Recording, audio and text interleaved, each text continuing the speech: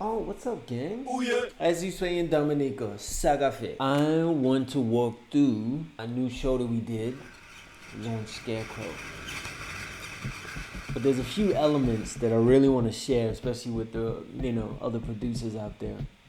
Um, I'm going to record my screen with my phone because OBS we not friends yet. So just I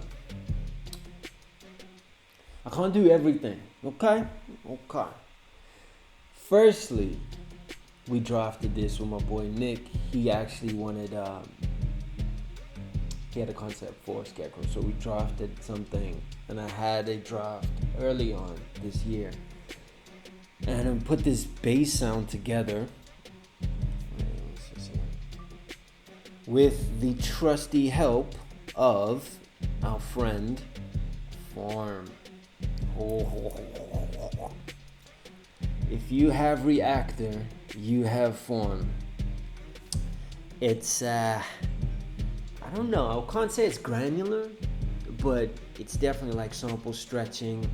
You get involved, you get nasty in it. So we dropped the sample in here. I stretched down the cycles, I put it on hertz. I didn't tempo sync it to the track or anything like that. And then we went and just hit the D form way down, tweaked the pitch. It was kind of simple because the sample had so much detail already. It had so much. I don't want to say saturation, but it had so much. Excuse me, had so much texture. So this is what it sounds like. We gave Scarecrow a bass boost. Yo, listen, we gave him a bass lift. Let me make sure I solo the right channel. All these jokes. Hold up. Here we go.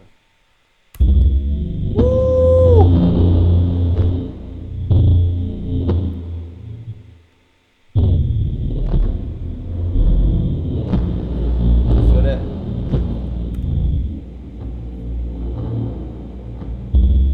See how it spreads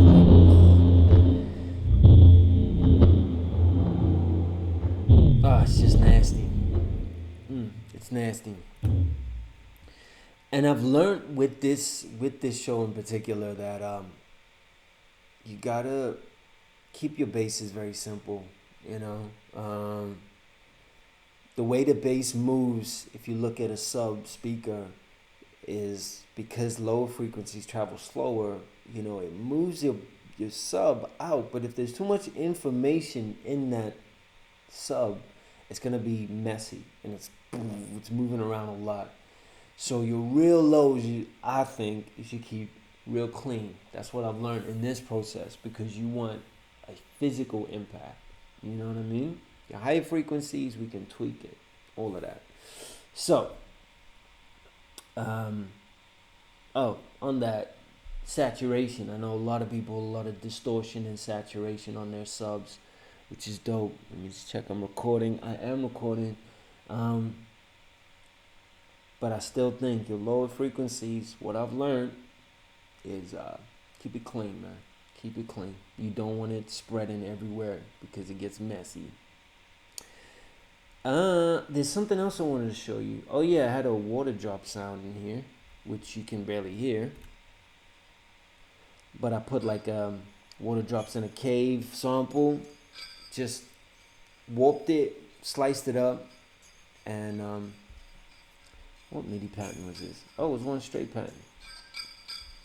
But it was cool, atmospheric. You want that sinister kind of sounds, right? The lead melody, I'm sure I'll do in another video. Oh, this Catstretch. Yes. Catstretch like a granular synth. And I just stretched the heck out of these scarecrows in a field. This sample's Mellow Lark. I'm pretty sure those were bird samples.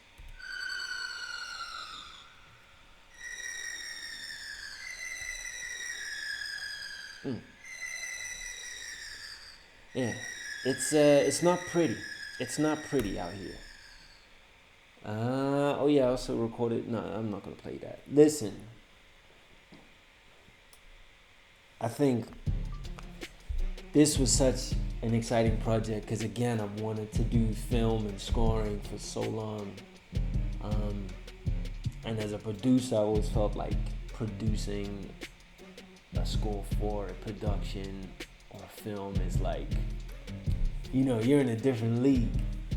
And just given this opportunity, I just had to look into the character of Scarecrow. Scarecrow is a psychiatrist, was a psychiatrist, Dr. Jonathan Crane. And he's actually intelligent, articulate. He's just become a supervillain. And, these are the parameters of the show.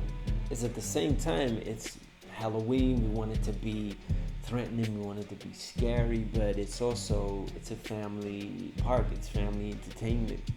But we did want to push the boat out. And it's always finding that middle ground, So I was really given a lot of free scope from the team. And it was also the first time we did surround for a show, like surround sound. And that as well, like, adds another entire dimension to the show. And like, I'm kind of ruined now. Like, I can't go back, So, yeah, big shout out to the team. Big shout out to show director, to our performers, to our show tech, to everybody who brought this to life. I personally learned so much. I think the biggest thing actually I want to share is that when you're producing for a show or like a soundscape where music, it's different to making radio songs or like dance songs or songs to listen to. Your purpose as a producer, as a composer changes. You're a puppet master. That's what I think the composer is. You're in the back. It's like you're a puppet master, but nobody sees the strings. That's why I write lyrics, bruh. I'm nice with the words, bruh. So yeah, what I learned in this process is simplicity. People say that a lot, but I've learned like the application of it and why it's so important. Especially when there's a show, the vocals take lead. The main characters, they need to be heard. Everything else needs to support that. But the music also needs to drive the emotion of the show and paint the picture in ways that all the other devices in the show can't do.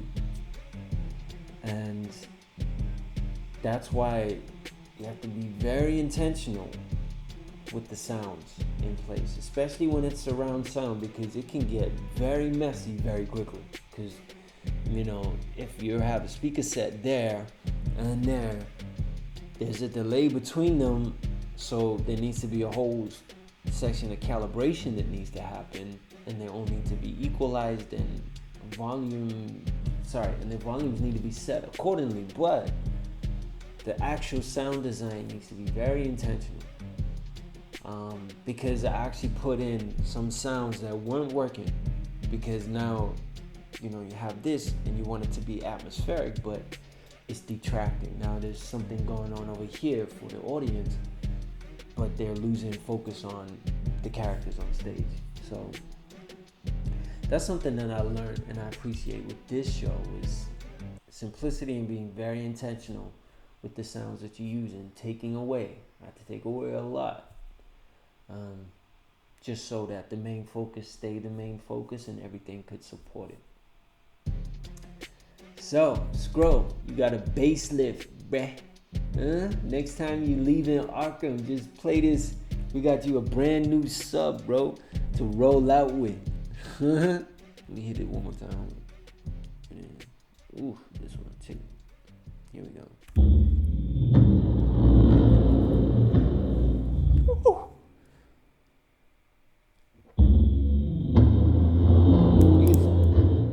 Imagine that, like, I'm into it. Right.